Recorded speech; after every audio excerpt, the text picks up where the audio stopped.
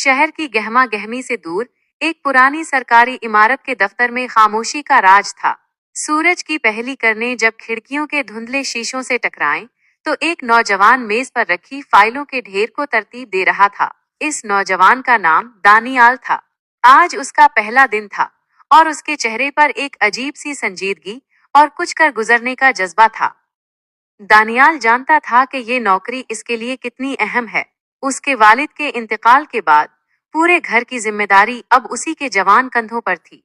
इसे अपनी छोटी बहन की तालीम और माँ की दुआओं का मान रखना था। वो एक ऐसे खानदान का सरबराह बन चुका था जिसकी तमाम उम्मीदें अब उसकी मेहनत से वाबस्ता थीं। दफ्तर के एक पुराने क्लर्क बशीर साहब ने इसे एक मोटी और गिर्द आलूद फाइल थमाते हुए दबी आवाज में कहा, बेटा दानियाल, यहाँ काम करना इतना आसान नहीं जितना नजर आता है। यहाँ फाइलें बोलती नहीं, दबाई जाती हैं। अगर तुम सुकून से नौकरी करना चाहते हो तो जो जैसा चल रहा है उसे वैसा ही चलने दो। दानियाल ने फाइल पकड़ी, बशीर साहब की तरफ देखा और मुस्कुराकर जवाब दिया, सर, मैं यहाँ फाइलें दबाने नहीं बल्कि अपना काम ईमानदारी से करने आया हूँ। हक का रास्ता मुश्किल जरूर होता है पर मंजिल खूबसूरत होती है। बशीर साहब ने ठंडी आह भरी और अपने काम में लग गए। दानियाल ने जैसे ही वो फाइल खोली, उसके माथे पर पसीना आ गया। इस फाइल में एक बड़े तामीराती मंसूबे के कागजात थे जिसमें करोड़ों रुपए के फंड्स का जिक्र था, लेकिन हकीकत में वो काम अभी शुरू ही नहीं हुआ था।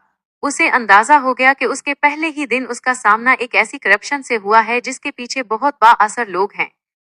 इसी लम्हे दफ्तर का दरवाजा जोर से खुला और एक बारेआब शख्स, मुल्क शहरियार, कमरे में दाखिल हुआ।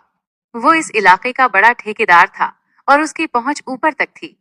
उसने दानियाल की मेज पर हाथ मारा और कड़कदार आवाज में बोला, ओए लड़के, ये फाइल निकालो और उस पर ओके लिखकर साइन करो। मुझे आज ही अदायगी का चेक चाहिए। दानियाल ने सर उठाया। इसकी नजरें मुल्क शहरियार की आंखों में थीं। इसे मालूम था कि ये उसकी जिंदगी का पहला बड़ा इम्तिहान है। अगर वो साइन कर देता तो उसे लाखों की रिश्वत मिल सकती थी, लेकिन अगर वो इनकार करता तो उसकी नौकरी और जान दोनों खतरे में पड़ सकते थे।